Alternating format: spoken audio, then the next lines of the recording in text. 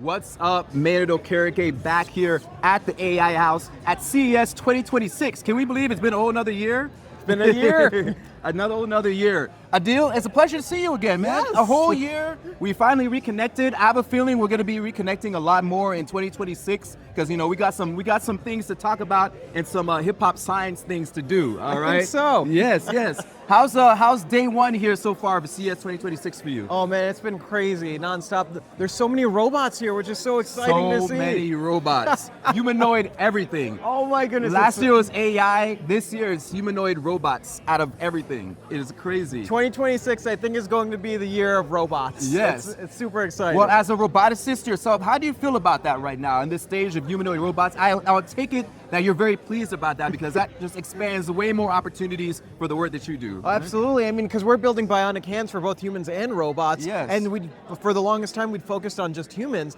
And if you're building a robot to do human tasks, well, we've optimized it. So it makes sense that we can translate it over to the robotic side now. Yes, that is actually a really thing that people don't really think about, right? Because we always kind of think about, prosthetics, obviously, like you started off with, and being able to give humans kind of that sensitivity again. But if you think about everything as robots, right? When you think about car manufacturing, Right, exactly. Now that we have humanoid robots, we want humans to do we want robots to do human tasks. It makes sense for them to have human, realistic type of limbs and accessories. Exactly. And we just announced an official collaboration with NVIDIA on having our human users train the robots in doing the same tasks, from like folding laundry to washing dishes to like industrial pick and place to stocking shelves. Yeah, absolutely amazing. Now, you guys are in the process of scaling right now, right? You're always leveraging up, which I love to see. What are you most excited about in the near future for the kind of new horizons for your company? Yeah, so what we're really excited about is the seamless integration between the human body and bionic limbs and robotic limbs in particular. And so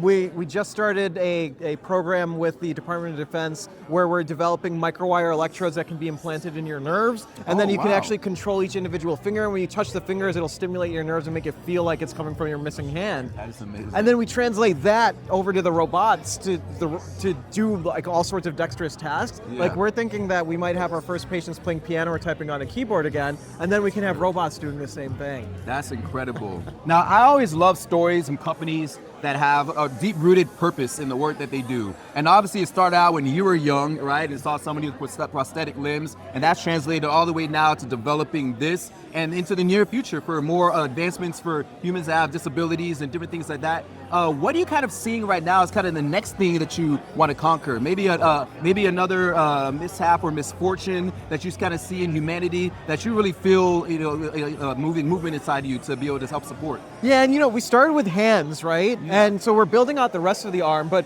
we also want to do legs. And so one of our goals is that we want to make a leg that will allow someone to do a triathlon. So they'll be able to run, bike, and swim in the next 5 years with our bionic leg. That is amazing. That is amazing. And your team has grown, right? How many people do you guys have? We've got close to 50 people now, and we're still growing even more. Yep, and you're in San Diego, correct? In San Diego. Now, one thing, obviously, everybody wants to see a demo. We got to do a quick little demo right here, kind of show how this technology works. Absolutely. So I'm using these two buttons to control it, but if I were missing my hand, I'd use my muscles to control it. Okay. But if you want, we can shake hands, right? Yeah. Nice to meet you, Maynard. Nice to meet you as well. Yes. And then we're going to do something fun here, too, where you can actually control it yourself. And let me grab a phone.